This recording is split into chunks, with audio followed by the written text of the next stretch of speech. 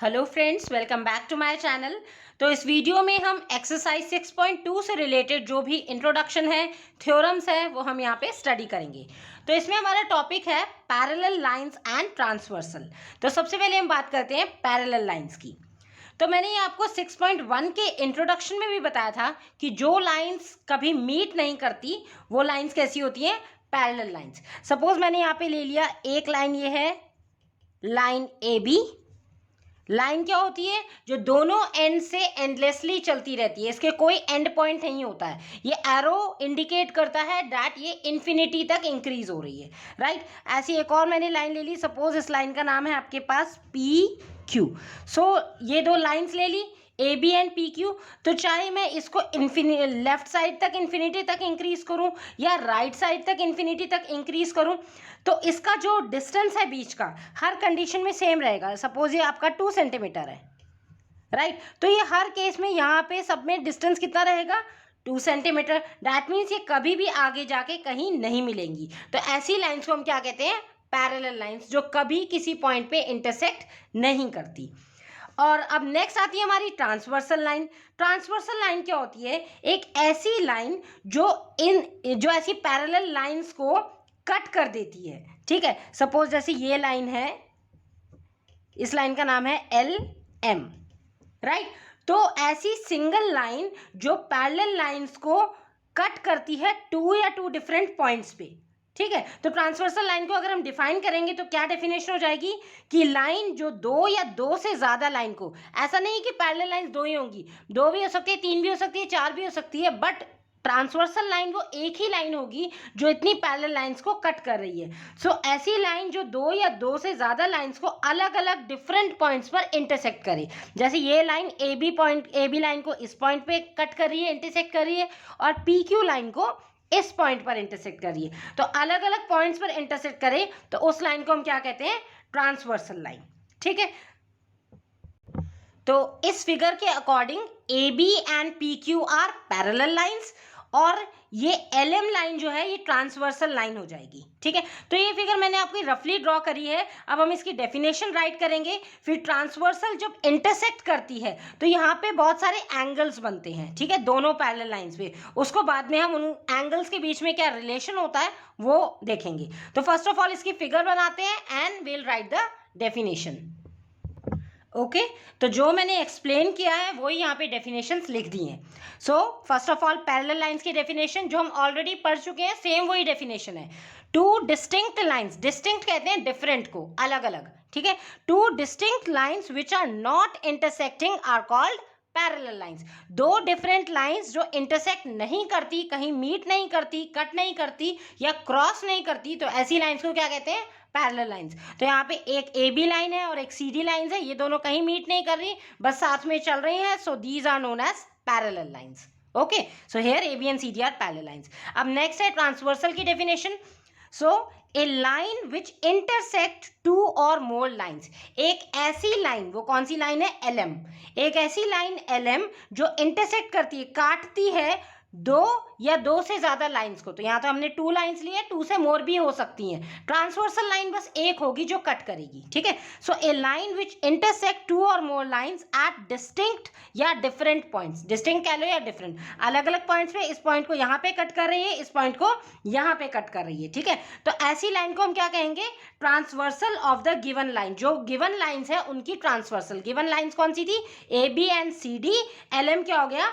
Transversal line. तो different points पे cut करिए। सपोज इस पॉइंट का नाम हम दे देते हैं पी पॉइंट पे कट करिए, मतलब transversal line L M A B line को पी पॉइंट पे इंटरसेक्ट करिए, and same transversal line L M C D line को किस पॉइंट पे इंटरसेक्ट करिए? Suppose this is Q.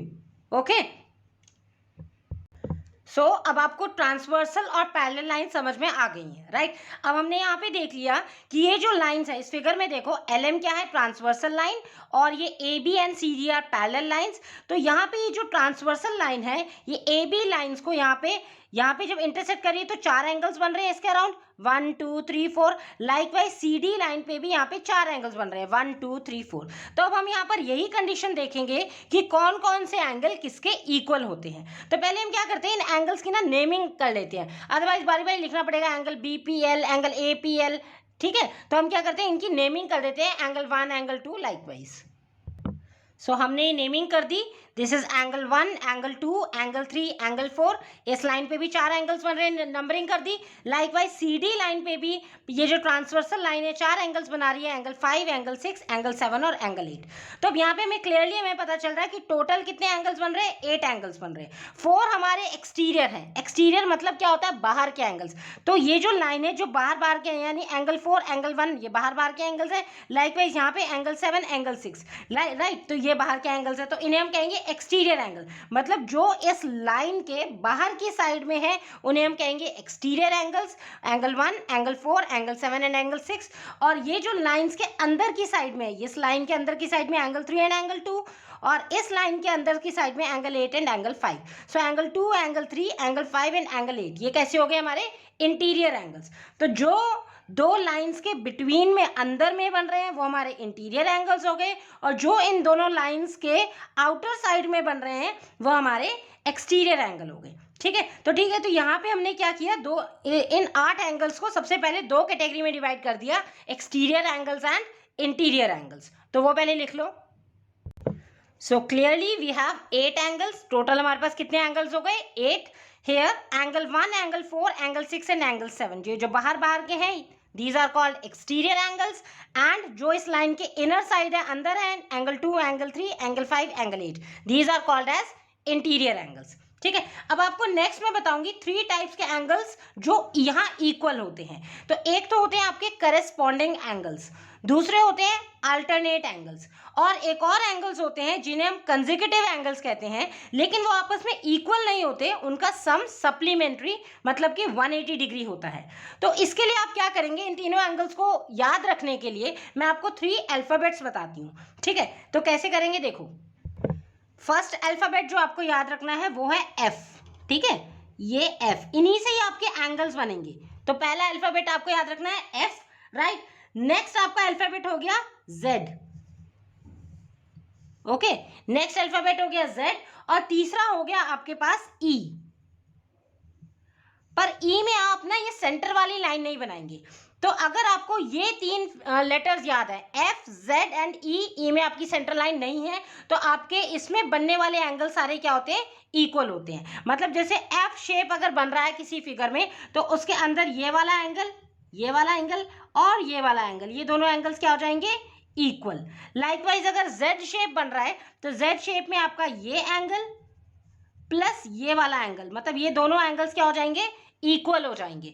और इस शेप में आपके पास ई वाले शेप में ये एंगल एंड ये एंगल, इस शेप में ये इक्वल नहीं होंगे, बट इनका क्या होगा, इन्हें हम कंसेक्यूटिव एंगल्स कहेंगे, जिनका सम 180 डिग्री होगा। ठीक है, ये मैं आपको बाद में बताऊंगी कैसे है। बस इन दोनों शेप में क्या होगा, ये एंगल F और Z में दोनों एंगल्स इक्वल होंगे, F में इस साइड और Z वाली शेप में इस साइड। ठीक है, ये इनको एंगल्स को इक्वल कहेंगे। और E वाले शेप में कंसेक्यूटिव एंगल्स होंगे जो इक्वल नहीं होते, जिनका सम क्या होता है, 180 डिग्री। तो सबसे पहले जो यहाँ F में बनने वाले एंगल है वो मैं आपको फिगर में देख के बताती हूँ। तो देखिए, ये जो F शेप है ये इस फिगर में 4 तरीके से बनेगी। कैसे, देखिए सबसे पहले इसको देखिए, कहाँ पे मूवमेंट है मेरी पेंसिल का, देखिए एक ये लाइन और एक ये लाइन, ये लाइन। तो यहाँ पे आपकी F शेप बन रही है। तो F शेप में जो एंगल्स बन रहे हैं, एक ही डायरेक्शन में जो एंगल बन रहे हैं, जैसे एक ये एंगल नंबर 2 और ये एंगल 6, तो एंगल 2 और एंगल 6 दोनों इक्वल होंगे। ठीक है, इन्हें हम कहेंगे करेस्पॉन्डिंग एंगल्स। तो F शेप से आपके करेस्पॉन्डिंग एंगल्स बनते हैं जो इक्वल होते हैं। तो जैसे F शेप बनी, तो आपको फिगर में ये ऑब्जर्व करना है कि F शेप कहाँ बन रही है, कि ये बनी, ऐसे इनकी डायरेक्शन को आपको देखना है, डायरेक्शन दोनों एंगल का सेम होना चाहिए। तो एंगल 2 इक्वल टू एंगल 6 ये आपका हो गया। नेक्स्ट आपका F में अगर देखो ऊपर की तरीके से, मतलब ये वाली देखिए ये लाइन ऐसे रहे और उल्टा F बने, तो इसमें क्या होगा, आपके पास एंगल 5 जो है ये वाला एंगल 1 के इक्वल हो जाएगा। ठीक है, एक बार ही सीधा F बनेगा और एक बार आप कॉपी को रोटेट कर लो या उल्टे साइड से देख लो तो भी F बन रहा है। लाइकवाइज जैसे आपने राइट साइड बनाया तो लेफ्ट साइड में भी बनेगा, राइट लेफ्ट साइड में बनेगा। यहाँ से देखिए ये वाला ऐसे लाइन इस साइड हो जाएगी, जैसे मिरर इमेज होती है ना, ऐसे ही। तो ऐसे लाइन और ऐसे ऐसे, तो यहाँ पे क्या हो जाएगा, आपके पास एंगल 4 जो है ये एंगल 8 के इक्वल हो जाएगा। लाइकवाइज आपका जो एंगल 3 है वो आपका एंगल 7 के इक्वल हो जाएगा। आपको बस ये डायरेक्शंस याद रखनी है। तो ये एंगल्स हमारे क्या होते हैं, करस्पॉन्डिंग एंगल। तो करस्पॉन्डिंग एंगल में बस आप एफ याद रख लो, इस तरह से सेम डायरेक्शन में हुआ, सेम डायरेक्शन में होने चाहिए, ठीक है। ये अपर साइड है तो अपर साइड है, ये डाउन साइड है तो डाउन साइड है। तो इसको पहले हम करस्पॉन्डिंग एंगल्स में कौन कौन सी शेप बनी इस फिगर में वो हम लिख लेते हैं। तो करस्पॉन्डिंग एंगल में जो हमारे 4 एफ बन रहे हैं इस फिगर के अकॉर्डिंग, वो मैंने यहाँ पे बना दिए। देखिए फर्स्ट है करस्पॉन्डिंग एंगल, तो जोन जोन से करस्पॉन्डिंग एंगल में एफ की शेप बनी है both left and right side, वो बना दी यहाँ पे। तो देखिए यहाँ फिगर के अकॉर्डिंग मैंने लिख दिए एंगल 2 आपका एंगल 6 के इक्वल था, तो एंगल 2 एंगल 6 एफ की शेप में। देन अपर साइड में उल्टा एफ बन गया, उसमें एंगल 1 आपका एंगल 5 के इक्वल है हियर। फिर यहाँ पे आपने देखा लेफ्ट साइड में एंगल 3 और एंगल 7 का एफ, एंड लास्ट में एंगल 4 एंड एंगल 8 वाला एफ। तो ये 4 टाइप के एफ बन रहे हैं, तो इनको हम कहेंगे करस्पॉन्डिंग एंगल्स, ठीक है। तो आपको बस एफ शेप याद रखनी है, एफ शेप की डायरेक्शन में जो एंगल्स बनते हैं उन्हें हम कहते हैं करस्पॉन्डिंग एंगल्स, और ये एंगल्स आपस में क्या होते हैं, इक्वल होते हैं। तो करस्पॉन्डिंग एंगल्स में देखिए फर्स्ट आपका कौन सा एंगल हो गया, angle 2 equals to angle 6। Then second हो गया आपके पास angle 1 equals to angle 5, right. Then third हो गया आपका करस्पॉन्डिंग एंगल्स में angle 3 equal to angle 7, and last में आपका फोर्थ हो गया angle 4 equals to angle 8, okay. तो फ्रेंड्स ये जो करस्पॉन्डिंग एंगल्स होते हैं ये आपस में इक्वल होते हैं, राइट। इनको प्रूफ करने के लिए कोई थ्योरम नहीं है कि करस्पॉन्डिंग एंगल्स ये है कि प्रूफ करके बताओ। तो इसके लिए क्या है, एक एक्सियम है। अब मैंने एक्सियम आपको बताया, एक्सियम क्या होती है, एक प्रूव्ड स्टेटमेंट या रूल होता है जो ट्रू स्टेटमेंट होता है, वो ऑलरेडी प्रूव्ड होता है, लेकिन हम उसको क्या कहते हैं, as it is without proof के भी स्टेटमेंट की तरह हम अप्लाई कर लेते हैं। तो क्वेश्चन में जैसे हमारा कोई भी क्वेश्चन आएगा कि जिसमें लाइन्स पैरेलल होंगी, ठीक है, लाइन्स जैसे पैरेलल है और एक ट्रांसवर्सल उसको क्या कर रहा है, इंटरसेक्ट कर रहा है, तो हम उसे एक्सियम को यूज करके कह देंगे कि एंगल 2 इक्वल टू एंगल 6 है, या फिर आपका एंगल 1 इक्वल टू एंगल 4 है, एंगल 1 इक्वल टू एंगल 5 है, करस्पॉन्डिंग एंगल की वजह से। तो ये जो आपका एक्सियम है, या आपके एनसीईआरटी टेक्स्ट बुक में भी एक्सियम 6.3 एंड एक्सियम 6.4 है। तो वो एक्सियम क्या है, वो इस तरह से है कि इफ ए ट्रांसवर्सल, अगर कोई ट्रांसवर्सल है intersect 2 parallel lines, 2 parallel lines को इंटरसेक्ट करती है कोई transversal line, then each pair of corresponding angles are equal, ठीक है। तो जो करस्पॉन्डिंग एंगल्स के पेयर होते हैं वो इक्वल होते हैं, तो इसको डायरेक्ट हम करस्पॉन्डिंग एंगल एक्सियम करके यूज करेंगे। तो कंडीशन क्या है कि लाइंस पैरेलल होनी चाहिए, और दूसरी कंडीशन क्या है कि इसका जो कन्वर्स है, देखिए कन्वर्स मीन्स उल्टा है, और उल्टा मीन्स एक्सियम 6.4 में क्या है, उसका क्या मतलब है कि उसका भी कोई प्रूफ नहीं है, ठीक है। उस लाइन का स्टेटमेंट का मतलब ये है, आपको मतलब statement as it is use करनी है। तो ये जो एक्सियम होती है इसके प्रूफ नहीं होते, एज इट इज यूज करनी है। तो एक्सियम 6.4 क्या कहती है कि अगर करस्पॉन्डिंग एंगल्स इक्वल हैं, ठीक है, जैसे angle 1 equal to angle 5, angle 4 equals to आपका एंगल ये हो गया 8, ठीक है। तो अगर करस्पॉन्डिंग एंगल्स इक्वल होते हैं और उनमें से क्या होता है, और करस्पॉन्डिंग एंगल इक्वल है, तो कन्वर्स में क्या हो जाएगा कि वो लाइंस पैरेलल है, मतलब करस्पॉन्डिंग एंगल्स इक्वल है तो लाइंस पैरेलल होनी ही चाहिए। तो ये तो हो गया उसका कन्वर्स। तो सबसे पहली कंडीशन क्या है कि लाइंस पैरेलल है, तो करस्पॉन्डिंग एंगल्स इक्वल होंगे। और दूसरी कंडीशन ये है कि अगर करस्पॉन्डिंग एंगल्स किसी भी फिगर में इक्वल होते हैं, लाइक सपोज ये 50 डिग्री है, ये वाला जहाँ पे P लिखा है, ये वाला एंगल 1 50 डिग्री है और एंगल 5 भी 50 डिग्री है, ठीक है, तो ये दोनों एंगल्स इक्वल हो गए, तो आप converse of corresponding angle axiom करके क्या लिख सकते हैं कि ये लाइन्स क्या हैं, पैरेलल। तो ये इंपॉर्टेंट है, इनको हम एज इट इज यूज करते हैं, ठीक है। तो अगर हमें ये एज इट इज यूज करना है, फिर नेक्स्ट देखेंगे, ठीक है, अगर हमें एज इट इज यूज करना है तो आप बस ये लिख देंगे कि converse of corresponding angle axiom, ठीक है। तो ये तो हो गई एफ शेप की बात। एफ शेप हमें दिखाती है करस्पॉन्डिंग एंगल्स, 4 पेयर्स होते हैं करस्पॉन्डिंग एंगल्स के, करस्पॉन्डिंग एंगल इक्वल है तो लाइंस पैरेलल है और उसका कन्वर्स भी। अब नेक्स्ट हम देखते हैं जेड शेप से कौन से एंगल्स आपके इक्वल होते हैं। तो सबसे पहली बात, जेड शेप से जो भी आपके एंगल्स बनेंगे उन्हें हम कहेंगे alternate angles, right, alternate angles कहेंगे। और अल्टरनेट एंगल्स भी 2 टाइप्स के होते हैं, अल्टरनेट इंटीरियर एंगल्स और अल्टरनेट एक्सटीरियर एंगल्स। तो अब हम पहले फिगर में देखते हैं कि जेड शेप कैसे बनेगी। देखिए यहाँ पे पेंसिल का मूवमेंट देखिए, पहले यहाँ से ऐसे गए ए से पी तक, देन ये लाइन और यहाँ से यहाँ तक, तो ये जो शेप बन रही है ये है जेड की शेप, ठीक है। तो ये जो Z की शेप में आपका जो एंगल्स आ रहे हैं, अंदर की साइड एंगल 3 और इसके ऑपोजिट साइड आ रहा है एंगल 5। यही बताया था ना आपको। देखिए Z शेप में क्या बताया था कि एक लाइन हो गए उसके अल्टरनेट साइड में, ठीक है, अल्टरनेट साइड में जो एंगल्स होते हैं वो इक्वल होते हैं। तो फिगर में आपका जो Z शेप बन रहा है, एंगल 3 इक्वल्स टू एंगल 5 होगा। तो ये क्या होगा आपके पास, अल्टरनेट इंटीरियर एंगल्स की वजह से। और ऐसे ही एक Z शेप आपका ऐसे भी बन रहा है। देखिए यहाँ से उल्टा Z बनेगा ना, मिरर इमेज, यहाँ से गए, यहाँ से गए और यहाँ पे, मतलब B से P तक गए एंड देन ये लाइन और C।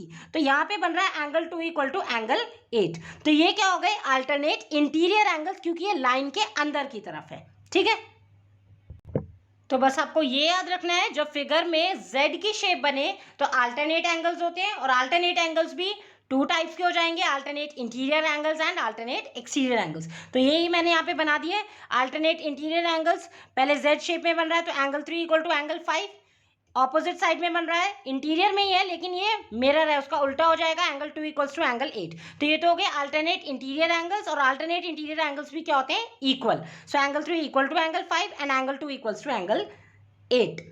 अब एक होते हैं अल्टरनेट एक्सटीरियर एंगल्स। तो इसमें क्या होता है, एक्सटीरियर एंगल में ऑपोजिट हो जाएगा, Z जो है ऊपर वाला शेप बनेगी Z की। तो ठीक है, इसमें क्या हो जाएगा आपका एंगल 4 हो जाएगा एंगल 6 के इक्वल, ऑपोजिट में रहेगा, मतलब लाइन के एक इस साइड रहेगा एक इस साइड रहेगा, लेकिन ऑपोजिट शेप में। तो आप बनाएंगे बाहर की शेप का अल्टरनेट एक्सटीरियर एंगल्स है, तो angle 4 equals to angle 6, likewise angle 1 equals to angle 7। तो ये हो गए आपके alternate interior angles and alternate exterior angles Z shape से। ओके, तो ऐसे आप लिख लेंगे, राइट। तो इसके लिए आपकी एक थ्योरम है कि अल्टरनेट एंगल्स इक्वल होते हैं, और इसका कन्वर्स भी हो जाएगा कि दो लाइंस, मतलब हम उनके लिए क्या करेंगे, थ्योरम देखेंगे, अल्टरनेट एंगल्स इक्वल होते हैं। लेकिन जो ऐसे करस्पॉन्डिंग एंगल्स है उसकी कोई थ्योरम नहीं है, उसकी जस्ट एक्सियम है, उसको हम एज इट इज क्वेश्चन में क्या करेंगे, अप्लाई करेंगे। अब ये अल्टरनेट का मतलब क्या होता है, आपको ये समझ में आ रहा है ना कि एक लाइन है उसके ऑपोजिट साइड जो होते हैं तो उन्हें अल्टरनेट एंगल्स कहते हैं। ठीक है, जैसे सपोज मैं आपको एक ऐसे समझाऊं कि एक सर्कुलर टेबल है, एक सर्कुलर टेबल है, इसके ऑपोजिट साइड्स पे 4 चेयर्स लगी हुई हैं और 4 पर्सन्स बैठे हैं। तो एक ये 1, एक 2, एक 3 और एक 4। तो 1 के ऑपोजिट में कौन बैठा है, 3, और 4 के ऑपोजिट में बैठा है 2। दैट मीन्स इनका शेप कैसे है, अल्टरनेट एंगल्स की तरह बैठे हैं। ठीक है, तो इसे हम कहते हैं अल्टरनेट। फिर लास्ट जो है आपका वो है कंसेक्यूटिव एंगल्स। कंसेक्यूटिव एंगल्स मतलब ई शेप में होते हैं विदाउट सेंटर लाइन। ठीक है, इनको हम कहते हैं कंसेक्यूटिव एंगल्स। तो आपकी हेडिंग क्या हो जाएगी, कंसेक्यूटिव इंटीरियर एंगल्स, या फिर हम कह सकते हैं interior angles on the same side of transversal. Transversal की सेम साइड में होते हैं, अल्टरनेट एंगल्स वो ऑपोजिट साइड में होते हैं। ठीक है, बस आपको वर्ड का मतलब याद रखना है। तो इस फिगर से आप देख सकते हैं, अगर इस फिगर में हम देखें कि सेम साइड का मतलब है, जैसे ये आपका ई शेप बन रहा है, सेम साइड में कौन कौन से बन रहे हैं, एक एंगल 2 एंगल 5 और एक एंगल 3 इक्वल्स टू एंगल 8। तो ये है ना ई शेप है, बस बीच में सेंट्रल लाइन नहीं है। ठीक है, तो ई शेप बनेगा तो वो एंगल्स इक्वल नहीं होते। आप ये नहीं बोलेंगे कि एंगल 2 इक्वल टू एंगल 5 है, आप बोलेंगे angle 2 plus angle 5 equals to 180 degree. Likewise इस साइड में angle 3 plus angle 8 equals to 180 degree, because consecutive interior angles, लगातार, consecutive means successive, one after another, लगातार के जो एंगल्स होते हैं सेम साइड में होते हैं बट वो इक्वल नहीं होते, उन दोनों का सम क्या होता है, 180 डिग्री। सो इस फिगर के अकॉर्डिंग, ये जो मेन फिगर हमने बनाई है इसके अकॉर्डिंग 2 शेप्स बन गई, एक इस साइड वाली राइट साइड और एक ये लेफ्ट साइड। तो ये शेप मैंने यहाँ दोनों बना दिए कि ये कंसेक्यूटिव इंटीरियर एंगल्स है। तो इस केस में इक्वल नहीं होते, क्या होते हैं, उनका सम 180 डिग्री होता है। That is angle 3 plus angle 8 equals to 180 degree, और यहाँ पे इस साइड क्या हो जाएगा, angle 2 plus angle 5 is equals to 180 degree.